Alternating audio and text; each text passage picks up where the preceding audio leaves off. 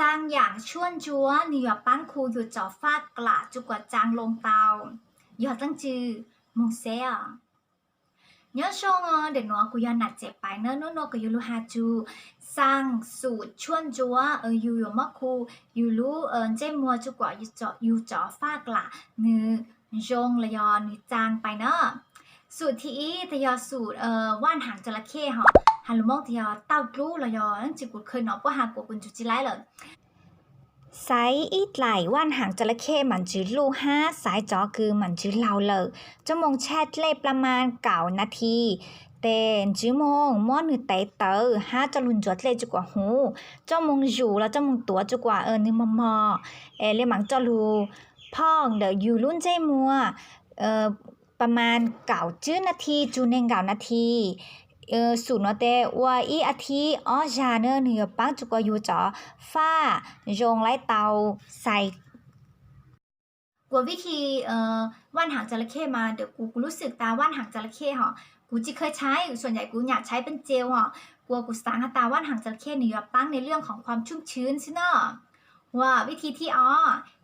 จะยอหัวใช้เท้าเลยยูจะรู้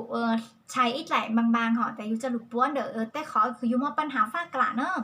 แล้วยูจะมองแช่เดี๋ยวยูมีตาแต่ยูเลยมักจะรู้พองหน้าเดี๋ยวบริเวณคือมัวฝ้ากระเหรอหนูกูปังจะกลัวฝ้ากระยงตัวกูว่าสูตรกูจิเคยซื้อเหรอวิหตากูยออีเหรอตัวเองคือมันใจมัวผิวแห้งฮะผิวบอบบางเนอะกูเสลจิชัวกล้าซื้อเหรอแต่ก็เล็งพวกกูรีวิวหตาพวกใช้นือตุ่นใจมัวจะหลุดประคบนือจืดๆเหรอตุ่นจ้อฮะวันเดย์ไม่แบบใช้สูตรมาไม่เอาจุดทดลองทดสอบการแพ้วันเดย์อยู่จีซอสจะรู้เสียงซาวอยู่รุ่นใจมัววันเดย์เหรอแต่แถวนึงเกิดการแพ้แต่อยู่เกิดผดผื่นแต่หอหนูกูจิคุ้มฮะเนาะแต่สูตรจื้อหัวหมีเหรอจื้อหัวหมีระยองมะขามเปียกแต่อยู่จะรู้พอกหน้าเตาจุกว่านิ้วปังจุกว่าฟ้ากลายจงตัวมัวจื้อหัวหมีจะรู้ท่าบางๆเดิมบริเวณก็ว่าฟ้ากลาใจจ้าไปจื้อนาทีและมังจัวเตอสูตรหนัวเหนือปังจุกว่าก็จอกเก๋าเต๋อมงห้าเหนือปังจุกว่าลอยฟ้ากระดูจางลงห้าหัดเจงปังลดรอยด่างดำฮะเนอร์ย้อนเด็กก็รู้เจจิมัวจุกว่ามี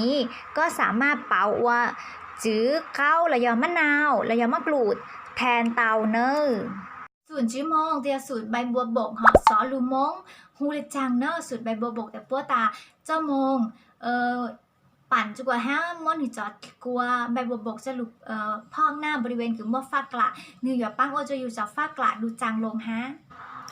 จอใบบัวบกหนัวป้วยิ่งมัวการวิจัยหาตาเนื้อมัวสรรพคุณในการปังโรคผิวหนังห่อโดยเฉพาะฝ้ากระห้าอยู่จอสิววิธีซื้อกุจิญัวเลยย่งหยีช่างเปลอแค่อยู่มัวจอลงใบบัวบกเขาจะรู้อยู่อยู่มัวจอเล่ใบบัวบกเขาจะรู้ซอนเดออยู่รุ่นใจมัวรอนเดอบริเวณคือเนื้อมัวฟ้ากระใช้แทนโทนเนอร์โทนเนอร์ที่เราใช้วันเดย์คืออยู่ทาครีมบำรุงวันเดย์อยู่ปืนชัวนูบาเลนอซื้อแต่อยู่จุกรุ่นใจมัวแล้วจอลอยฟ้ากระเนื้อจางลงข้อจื้อสูตรไกลเกลออยู่มัวไกลเกลอเหาะจะหลุดพองเดี๋ยวบริเวณอยู่รุ่นเจ้มัวเอียที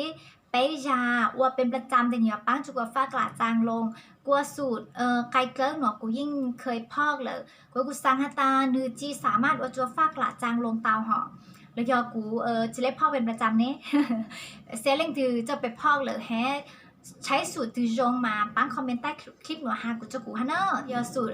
น้ำส้มสายชูจากแอปเปิลเราอย่าปุ้งหูตาแอปเปิลไซเดอร์เนอะสูตรหนูแต่